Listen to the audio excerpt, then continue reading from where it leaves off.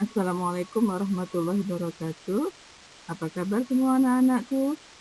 Oke, hari ini kita akan belajar IPA tentang perkembangbiakan tumbuhan. Yuk, mari kita simak bersama-sama.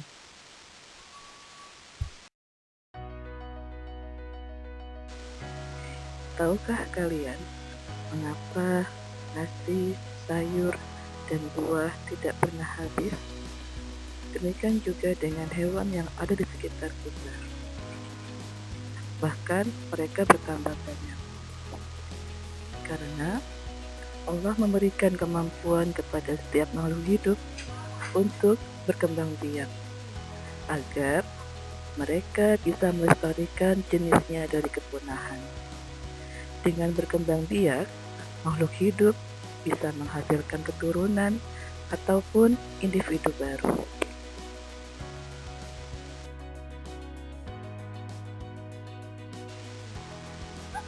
Secara umum, perkembangbiakan tumbuhan terbagi menjadi dua jenis. Yang pertama, perkembangbiakan generatif atau melalui perkawinan. Terjadi dengan adanya peleburan sel kelamin jantan dan sel kelamin betina, diawali dengan penyerbukan dan diikuti dengan pembuahan. Yang kedua, perkembangbiakan vegetatif atau tidak melalui perkawinan, terjadi tanpa adanya pertemuan sel kelamin jantan dan sel kelamin betina. Salah satu ciri tumbuhan yang berkembang biak secara generatif adalah memiliki bunga. Bunga yang kita lihat sehari-hari merupakan alat perkembangbiakan secara generatif pada tumbuhan. Berikut bagian-bagian bunga. Pada bunga terdapat kepala khusus yang berfungsi sebagai alat kelamin betina. Kemudian ada benang sari berfungsi sebagai alat kelamin jantan. Kelopak bunga berfungsi untuk melindungi bunga saat tumbuh. Tangkai bunga berfungsi sebagai tempat melengkapnya bunga pada pohon. Dan mahkota bunga. Mahkota bunga adalah bagian yang paling indah yang berfungsi untuk menarik serangga untuk singgah sehingga membantu proses penyerbukan.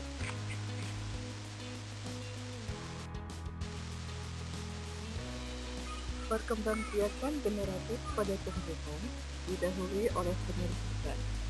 Penyerbukan adalah peristiwa jatuhnya atau melekatnya serbuk sari ke tekanan biji. Serbuk sari ini terdapat di dalam benang sari. Setelah itu, serbuk sari akan masuk ke dalam bakal biji yang berisi sel kelamin betina.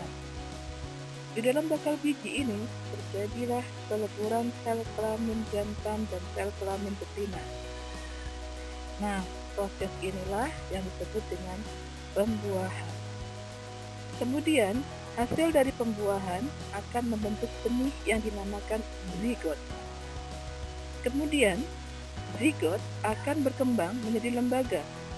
Bakal biji akan menjadi biji dan bakal buah akan menjadi buah. Biji yang terdapat di dalam buah merupakan calon tumbuhan baru. Nah, jika biji ditanam, maka biji ini akan tumbuh menjadi tumbuhan yang baru.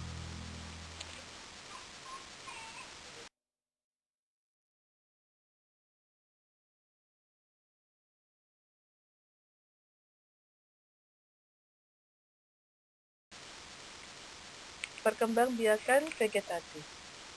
Perkembangbiakan vegetatif terdiri dari dua jenis, yaitu yang pertama, vegetatif alami. Vegetatif alami adalah perkembangbiakan yang terjadi dengan sendirinya atau tanpa bantuan manusia. Kemudian, yang kedua adalah vegetatif buatan. Vegetatif buatan adalah perkembangbiakan yang dilakukan dengan bantuan manusia. Perkembangbiakan vegetatif alami. Di antaranya adalah 1. Tunas. Tanaman yang mengalami perkembangbiakan vegetatif alami melalui tunas adalah pisang, tebu, dan bambu.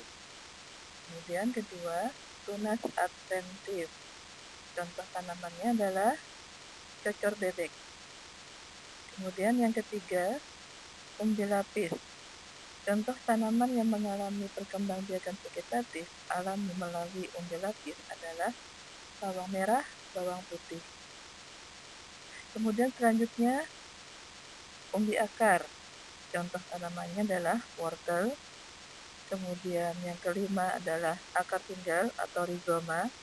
Contohnya adalah jahe, kunyit. Kemudian yang keenam, umbi batang. Contoh tanamannya adalah ketela pohon.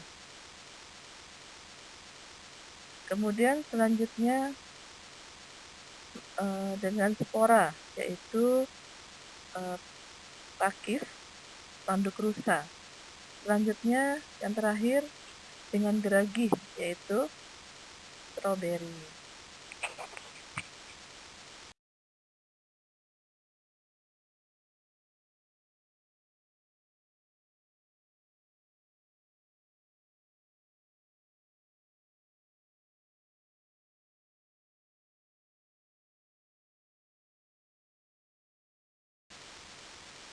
Selanjutnya adalah contoh vegetatif buatan.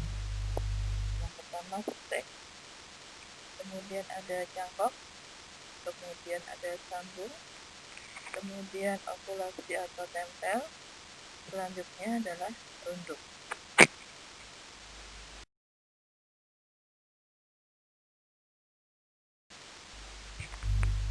Oke, sekian materi hari ini tentang perkembangbiakan tumbuhan. Semoga bermanfaat. Terima kasih atas perhatiannya. Diakhiri dengan Assalamualaikum warahmatullahi wabarakatuh.